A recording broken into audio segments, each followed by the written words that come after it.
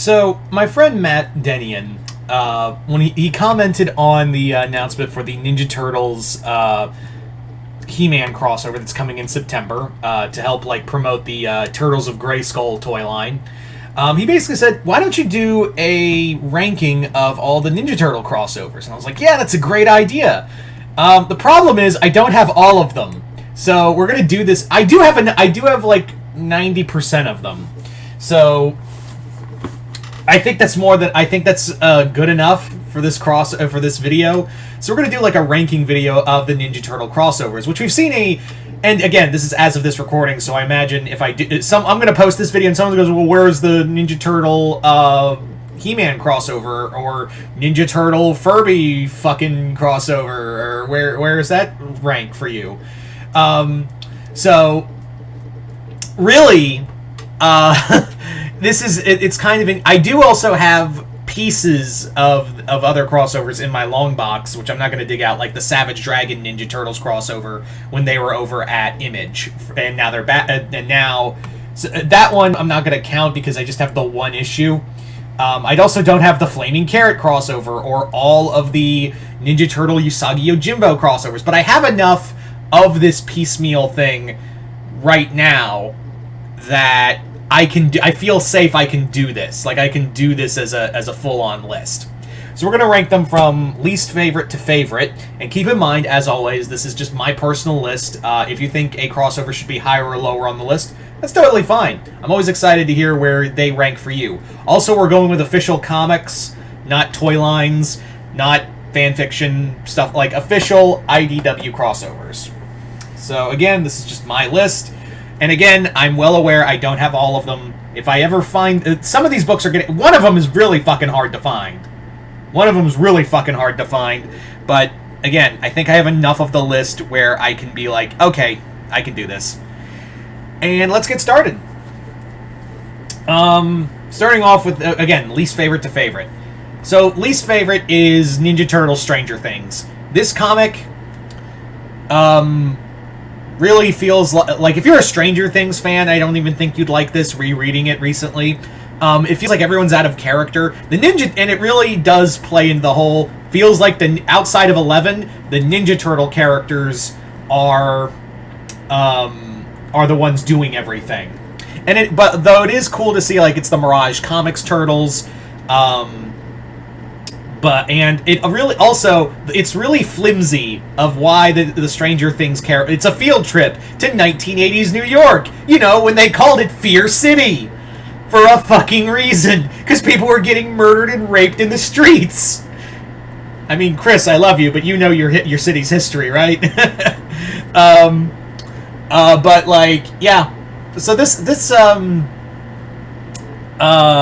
crossover is just the dullest of all of them.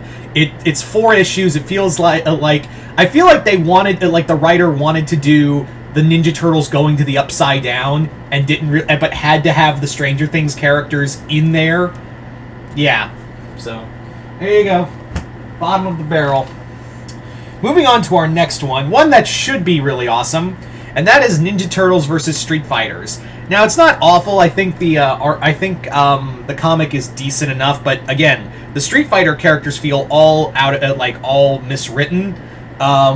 Like they're all like, I don't know if Paul Aller was a big Street Fighter fan, but it feels like a lot of the characters on the Street Fighter side are out of character.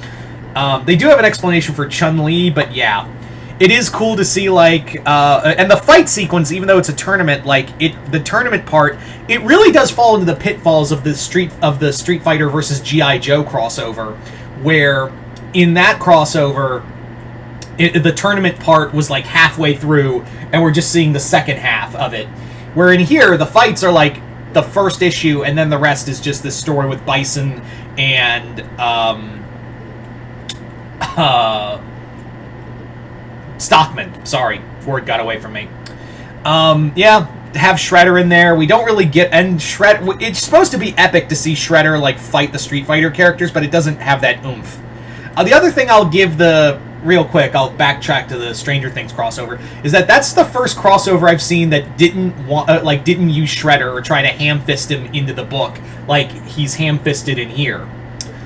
there are some good fight scenes. I think it's just a cool idea. It's just cool to see the Ninja Turtles and Street Fighter's characters fight.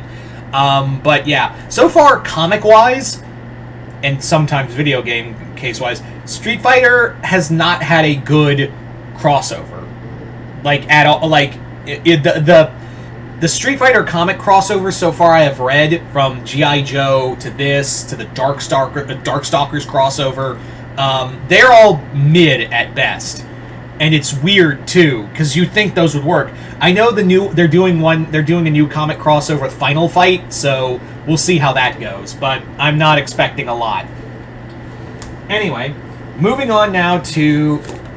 Almost dropped the whole pile on my... I got them all right here. Moving on now to Ninja Turtles Usagi Yojimbo Werewin.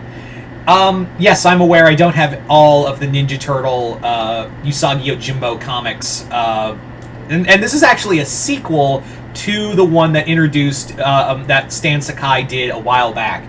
This comic isn't bad. Stan Sakai really does have a voice for the Ninja Turtles, and it really does feel like an 80s comic 80s Ninja Turtle adventure. The villain created for the comic, Werewin, he's just kind of there. The story's pretty fun, but it's more of a Usagi Yojimbo story than it is a Ninja, and the Ninja Turtles are just kind of hanging out with him. Again, this is a sequel to the previous comic that had Jay in it, the Usagi Yojimbo villain. But yeah, it's not awful. It's just kind of like more of a... It's just actually in continuity with Usagi Yojimbo at the time, so I'm a little lost.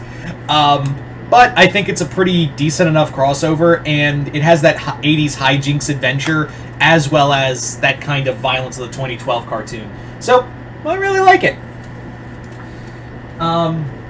Yeah. So, moving on now to... And these were a big part, because you knew they were coming, right? The Batman Ninja Turtle crossovers. Batman TMNT III. This is the final story of James Tynion's trilogy with Freddie Williams II, who basically, because of these crossovers, Freddie Williams II got, like, all the crossovers afterward, right? Like, he just got all of them. He just got all... If you wanted a crossover done, Freddie Williams II is like, I'm here. I'm right here. I can do that. I can do it. Hell, he's doing the Ninja Turtles He-Man crossover. But yeah, this comic is just insane, because it feels like Tynion was like, I really don't have any ideas left.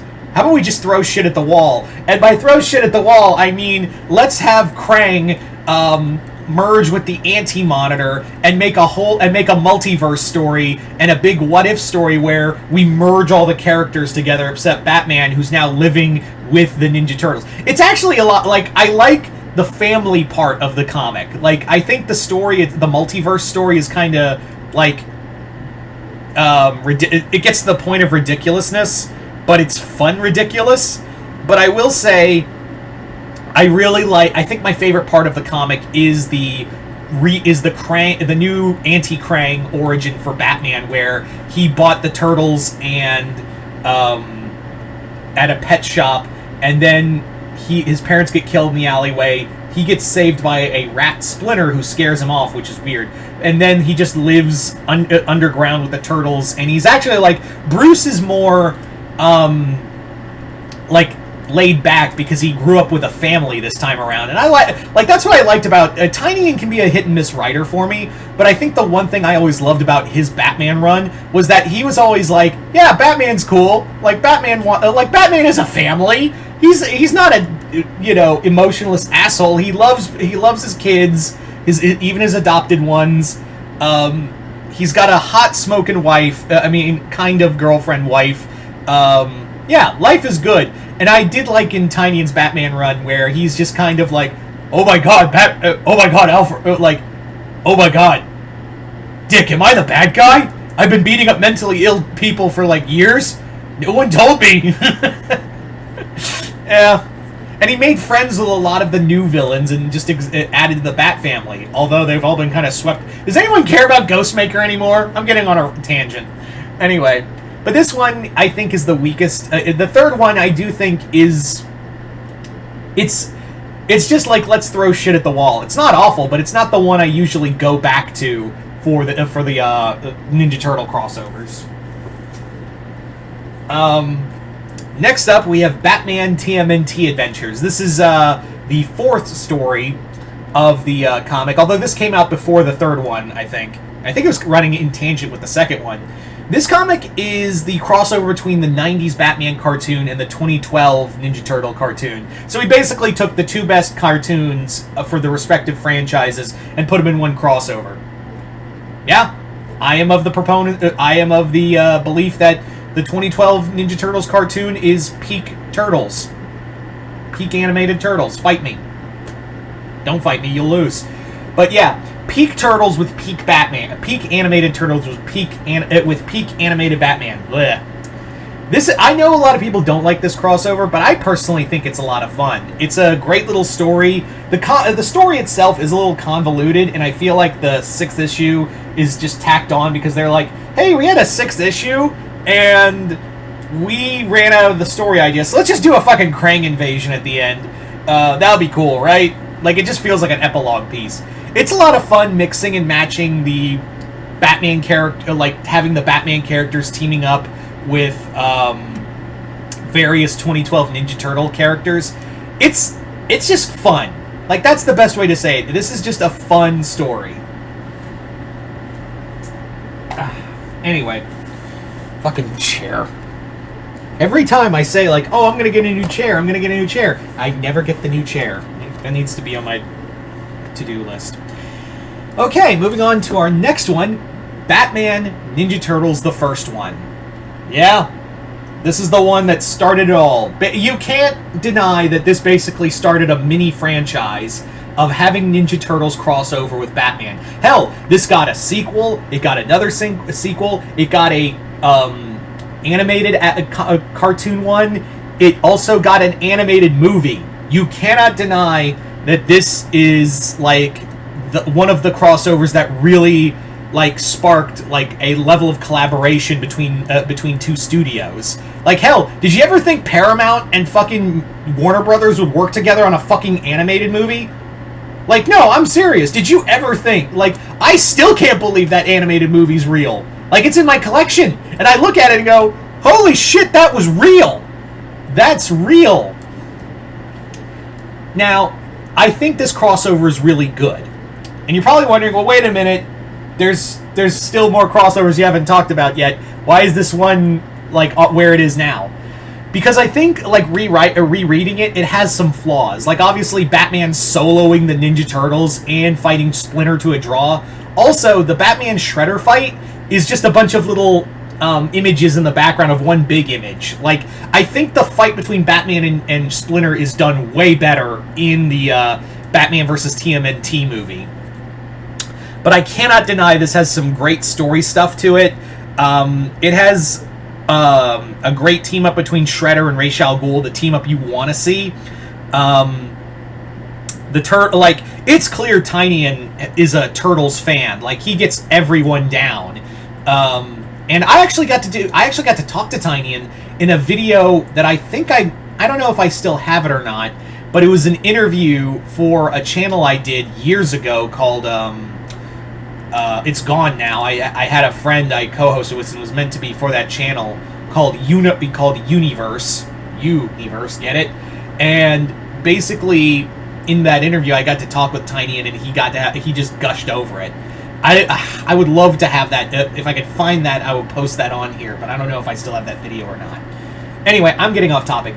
It's a little flawed. It's flawed in my opinion with some of the just like, oh, it's Bat God, but that lessens in the next two crossovers, honestly. So I think this is a solid one, and again, it started a whole ass mini franchise. So I can't take that away from this. All right, moving on now to Batman. Almost a Batman again. I did 3 Batman. To Ghostbusters Ninja Turtles. This crossover, now, full disclosure, I don't have the second one. Remember when I said earlier in the video that I don't have all of them, and one of them was really hard to find? This is one of them because the Ghostbusters aren't under IDW anymore. So Ninja Turtles Ghostbusters 2 is very fucking hard to find. So, yeah. But yeah, I digress. This crossover was one that we all wanted. Like when IDW got Ninja Turtles, we all were like, when they finally got the IDW got the comic rights to Ninja Turtles and they had Ghostbusters, everyone was like, they're gonna do it, right? Like, this is the crossover everyone wanted. It is interesting that I was kind of hoping it'd be in the same universe, but no. It actually takes place for both comics. It's written by Eric Burnham and Tom Waltz, who had been writing both Ninja Turtles and Ghostbusters. They've both been doing that book. And it actually is in continuity with both their comics, but it's them crossing universes. The original villain is just alright. He's nothing big. But I will say, seeing the Ghostbusters team up with Ninja Turtles, a crossover we all wanted of New York's big Fab Four teams meeting for the first time, getting to do that, having Egon and Donatello like argue was hilarious. Excuse me. But this is just this was everything I wanted and more, and I really want to find the second the sequel book. Maybe it's better, maybe it's worse, I don't know, but this was always a solid crossover for me. I don't know why people poo-poo on this one. I don't know why people shit on this one. I don't get it. It's like a solid crossover that gives reverence to both franchises, and the villains, meh, but the comic itself, for a 4-issue book, it's a solid story. Yeah. I don't know if you can find this anywhere, because again, IDW doesn't have Ghostbusters anymore, so good luck finding this book. But I digress. Now moving on to my favorite of the Batman Ninja Turtle crossovers, Batman TMNT II. This is my favorite of these multitude of reasons. I think this is the more solid crossover. This gives actually like the the first one was more, the first crossover was more Batman than Ninja Turtles. I forgot to mention that with the first crossover as one of the flaws. Here it's like the Ninja Turtles and Batman get equal footing. Bane is having Bane as a big villain was really cool.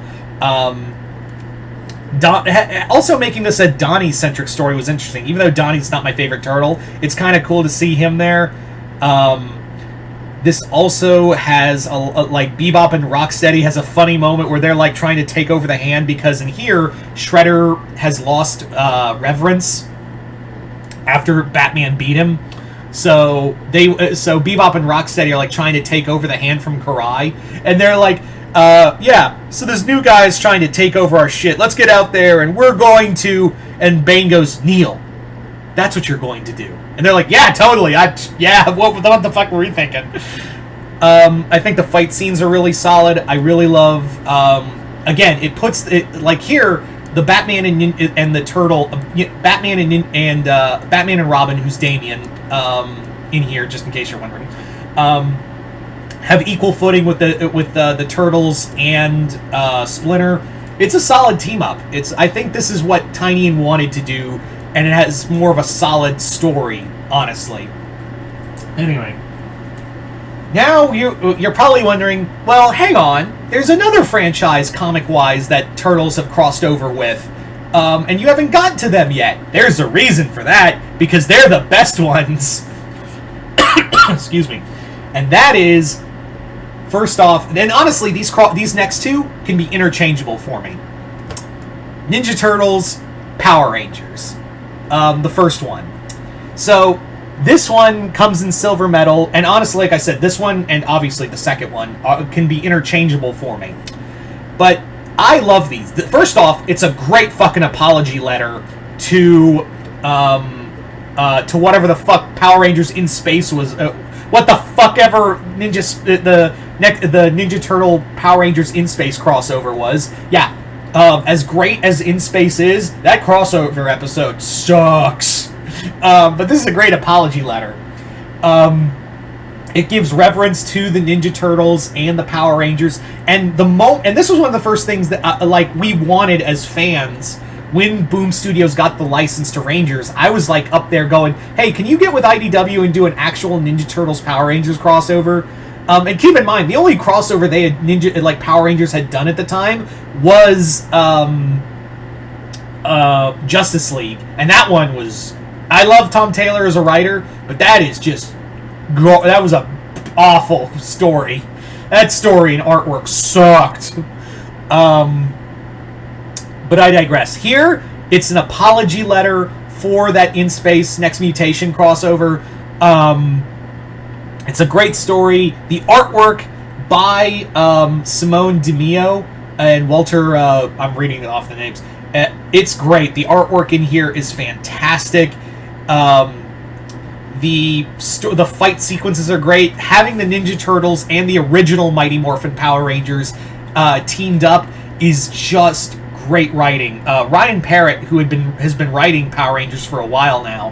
His run's ending with Darkest Hour. This has great voices for the characters.